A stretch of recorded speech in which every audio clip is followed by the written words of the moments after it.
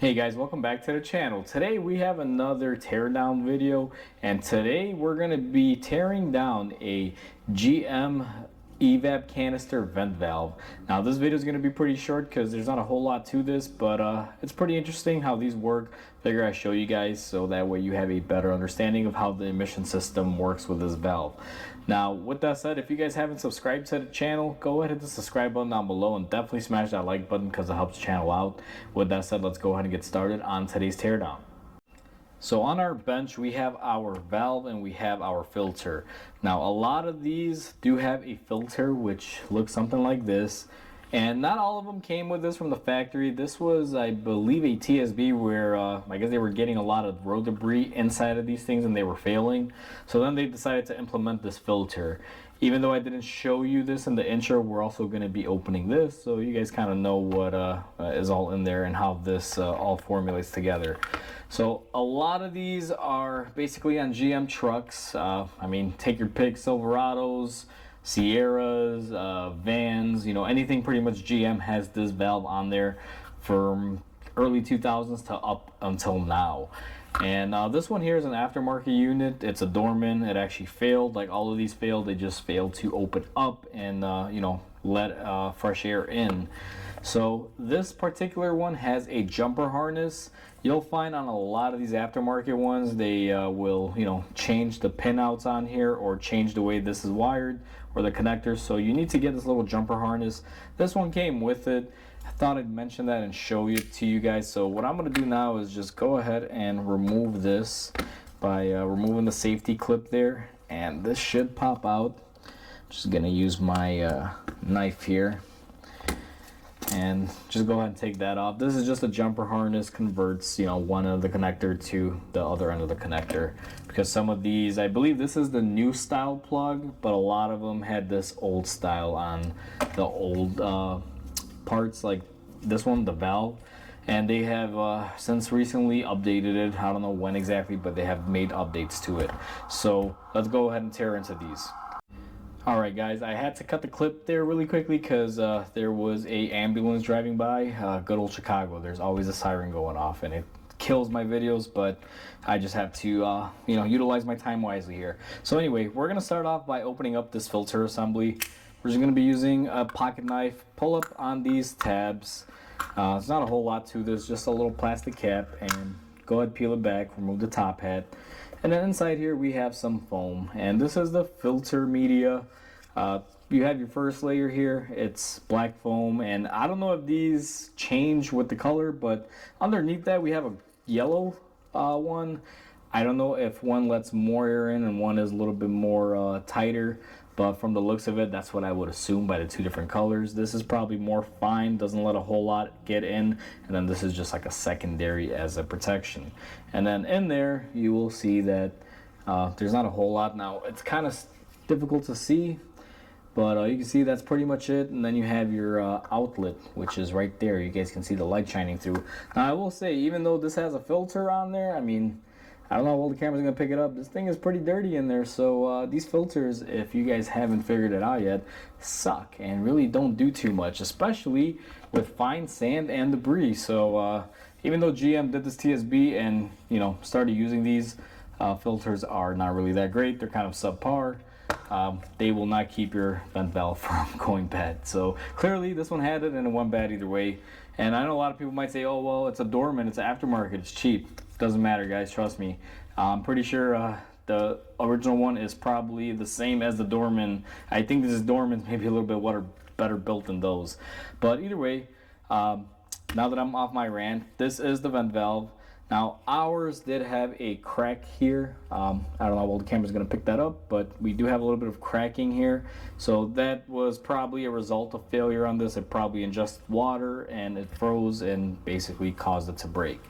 Now these are not the easiest things to open up, but basically I just got to peel back this head here. Now I initially thought I'd be able to pry it, but it looks like it's molded into one. So that doesn't appear to, you know, be coming off as easy as I thought. So what I'm going to do is just destroy this thing. I'm going to pull up on this little holder And when I pull up on this holder here, if I could get it to just break this tab just like that, I should be able to unhook it, and that'll pretty much release most of it. Now in here, I don't know if the camera will pick it up, but basically there's more foam, kind of a big filter. This was, I guess you can say, the primary filter for the system. And if I were to open this up, all we have in here is a bunch of foam. I might break this cap off here towards the end, and we'll get a nice peek in there. But for right now, this valve is what does everything. It's basically a on and off. If you guys can see, there's a spring in there, and it's a valve that just opens and closes, and it gets commanded on and off, allowing fresh air into the system or blocking it off completely. Now I'm gonna crack this open. Now this thing's already pretty much cracked open for us, but it is gonna fight me just a little bit here because it is rotted up. So let me see if I can peel back this layer, and I'm probably not gonna do it on camera, but I'm gonna go ahead and try to crack off most of this plastic and show you guys the internal structure. Alright, so after much aggravation, I was able to kind of cut into this, and it's pretty simple. What we have up here is this spring that would normally sit at the top just to help push this back down on the valve, and then we obviously have a little rubber piece that would go on there to support the spring. Now this is the part where we had those two sides for the doorway, I guess you could call it. And the way the system works, if I flip it around, you will notice that that little piece here kind of slides in and out, and that's what controls the door.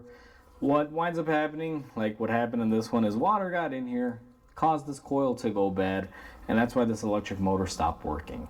It's a very common failure. This one, as you guys saw on the side, it was already cracked. You can tell by all the rusting and everything that's going on in it. But these are actually really simple in design. Just basically a little solenoid motor that opens and closes this little pole here, kind of pulls it in and out. And based on where that sits, it can either block off the port or open the port. And this is the top port right here, and then the other one was right about here. So as you guys can see, something like this, and then this one like that. Really simple design. Fairly cheesy, but I don't know why GM didn't really make this a little bit more stout.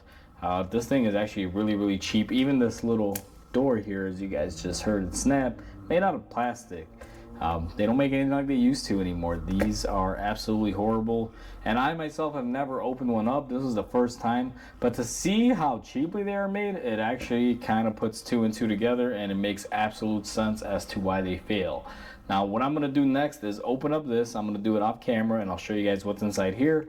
Although, not to ruin it for everybody, probably just another piece of foam in there, because this was the initial filter for the system before they implemented the other one that's right here, the one that we tore apart previously in the other clip.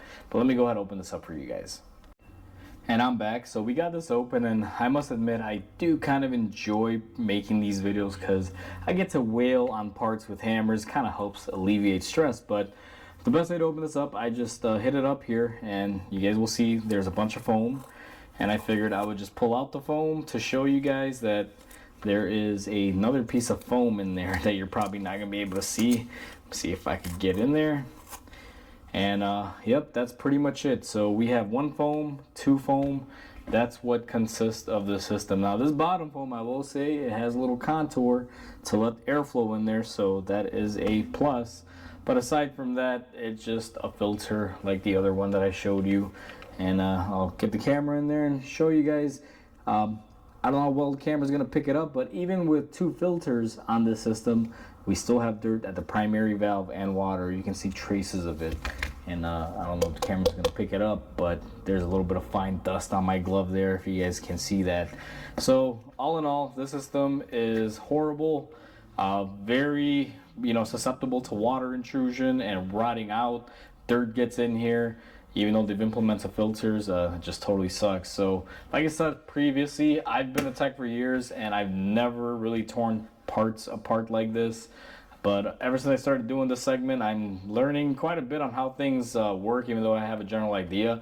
But seeing it as how cheap these are made, like the overall designing and engineering on them, I mean, it's not surprising that these things fail. So with that said, hopefully you guys enjoyed this video. Please comment, like, and subscribe because it definitely helps the channel grow. Hope you guys have a wonderful day, and I'll catch you guys on the next video.